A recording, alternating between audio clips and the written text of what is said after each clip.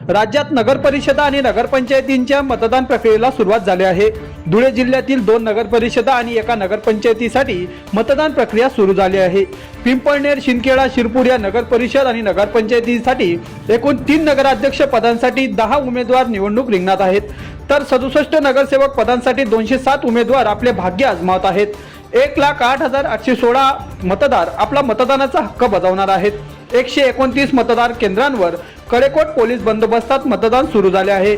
सकाळी मतदार मोठ्या प्रमाणात मतदानासाठी बाहेर पडल्याचे चित्र आपल्यास पाहण्यास मिळत आहे। राज्यातील नगरपालिका आणि नगरपंचायतींच्या निवडणुकीसाठी मतदान प्रक्रियेला सुरुवात झाली आहे। धुळे जिल्ह्यातील शिरपूर, शिंदखेडा आणि पिंपळनेर नगर परिषद आणि नगरपंचायतींसाठी निवडणूक प्रक्रियेला सुरुवात झाली आहे।